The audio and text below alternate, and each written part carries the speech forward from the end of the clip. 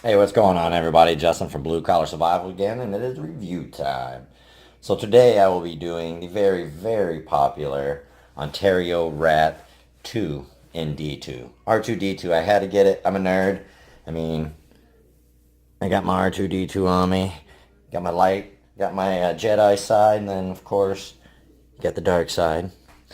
So I got this for my Jedi side. So some suggestions down below would be pretty awesome if you could think of a knife that would go good with the dark side. Before I get started, first off, because I'm doing this video, I would like to give a shout out to Bruce Ratman Stevens. He has probably one of the largest collection of Ontario rats that I know of. But he's got a group on Facebook called Ontario Rat Folder Fanatics, and I will put a link in the description down below. Great group. Guys are just, they love all the, just love rats. And I mean, there's just so many color variations and everything else of them. And it's a great group. It's a small, pretty new group, but you know, they're all of them are real interactive with the group. You know, there's not many people just sitting around. So definitely check that out if you're into the Ontario rats. So, all right, let's go ahead, and I believe we can go ahead and get started on this. So this is a Jeff Randall who does the Jeff Randall Adventure or Randall's Adventure Training. He is all about basically in the field, and that's kind of was his thought process for this knife here. This and the, well, there's so many rats, but you know, there's only, I think, the Rat 1 and Rat 2. Please comment if I am wrong. But folders, and you know, somebody that's for all about in the field, folders generally isn't something that comes up when you say in the field. But this knife, uh, great knife. I will throw the specs up on the screen here. It's a 3-inch blade, and I love the blade. 3-inch blade, 7 inches overall. Just, I love the drop point, just a gentle drop point. And let's go ahead and go over the pros and cons list for today. And this, I am very pleasantly, very, very pleased with today's pros and cons. And actually, I would like to also say this knife right here I got from Common Man Conservation. It's a YouTube channel. Check him out. I'll also throw the description down below. I don't know how many videos he'll be getting out coming up. He's got a lot of stuff going on in school. Joe is a busy guy, but he is an absolutely amazing kid. Great head on his shoulders. Go check out some of his stuff. He does reviews, and then he also does some just talking with some hot button topics. He's got an audio clip that I think you guys really enjoy. Go over and check it out, and you know, let Joe know what you think. He's a busy man, so if you comment, it may take a minute. He's got finals and everything else with school. So, but yes, I won this on his YouTube giveaway, and I would like to say thank you, Joe. You are the man, and I was very happy. Like I said, I've been wanting an R2D2 for a while. So, all right. So for the pros, let's go with it. Size and weight. It's not a big knife. If you're a large-handed person, this may not be the knife for you. It feels great in my hand. I've owned a Rat 1 as well, and I like this one a little better. It rides in the pocket nicer. I carry multiple knives in my pocket, so it's nice to be able to not have them bumping up against each other. And I just want to mention I made it green and yellow just so it's Packers color, just because I live in Minnesota, and it just kind of irks everybody, even though I hate the Packers. Next pro would be the blade shape. Just that simple, gentle drop point. Great, you know, overall blade. This is just, you can't go wrong with it. It's good for just about everything, for what you need for, you know, even out in the field. Like I said, most people wouldn't take a folder, but good knives. It's got a nice sturdy stock to it for the size that it is. Next pro would be the blade grind, having that full flat grind. Great. These are absolute great slicers. And they work for wood processing in a pinch and all that too. Just, I really do like a flat grind for a working blade. Next we got is the jimping. Not many knife companies out there nail jimping, but I would definitely say that these guys nailed it. It's aggressive, but it's not overly aggressive. Like, let's say this is the opposite of that. My steel wheel Modus. The jimping on this has absolutely zero to offer. My finger just slides right on it. Just throw that out there for an example. So excellent jimping. I love it. I was very pleased with it. Next is fit and finish. I found nothing wrong with this knife whatsoever going over it. It's completely centered.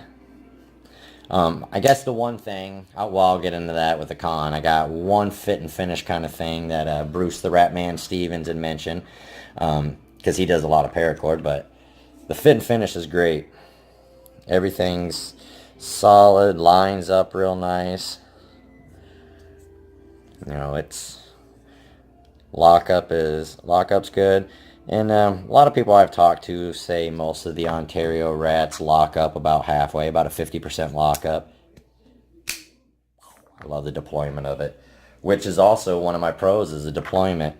And what kind of works with this, I believe, is they do a dual washer system. They do the bronze washer right up against the blade, and then the nylon washer right up against the liner, and that's on each side. And I believe with that nylon washer being on the other side so it's not metal on metal, it really gives good deployment. I've talked to a lot of people that say that you don't really have to oil or lubricate at all on these knives. They always come out good, always deploy, and I believe that's the reason, is them having that dual washer system. Blade steel, it's D2. That's another pro. D2 is a good steel. I know some of the knife snobs out there, you know, they're just strictly high-end guys that like to bash us guys that like the budget stuff. Now the thing is, D2 is not a steel meant to make knives. Whatever, D2 is a good steel. I have had great success with it. It's a little harder to sharpen than some other steels, but it holds a good edge. So D2, I believe, is a good steel, especially for the money that you're spending. So definitely awesome. The handle texture, they got a micro checker is what they call it, and it's it's got a soft feel to it.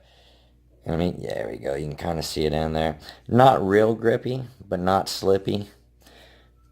But the way this handle is, I mean, there's no hot spots, which I guess I didn't even put that in for a pro, but that should definitely be a pro. There is no hot spots. It fits in the hand nice.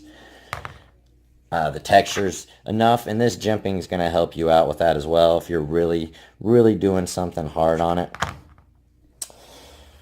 Hardware. This is one for me that I kind of nitpick a lot. I don't know how many people are as nitpicky with this as I am, but the hardware on this is great. And one thing that I can always appreciate is a company that does a deep well pivot.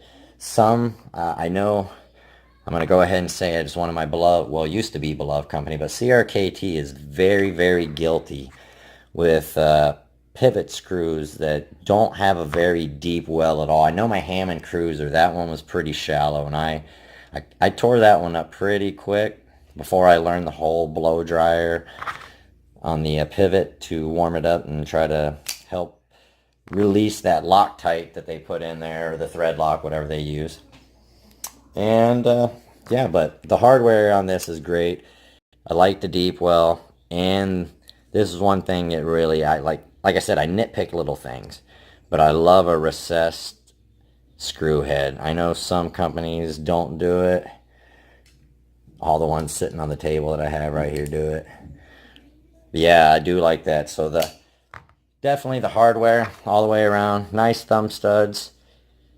So yeah, the hardware is good. Absolutely great. And my final pro would be four-way pocket clip. Tip up, tip down, left to right. I love it. It's one thing I wish every company did. All right, so now let's get into the cons. Once again, we're going to go right back to the pocket clip. Now, if you carry it tip down, which some people do, I do not. It's just your personal preference. But if you carry it tip down, it's fairly deep. You know, you're going to not have much sticking out. I carry tip up, and you got a considerable more sticking out. And you know, this isn't that big of a con. It's just an aesthetic thing, and I could just get a deep pocket clip for it and fix that. But I feel almost as if they had enough room that they could have moved that clip up a little higher. Like I said, I just nitpicked the little things.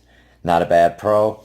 And Bruce had said, and I noticed it too when I threw this lanyard on there, the lanyard hole is just slightly smaller.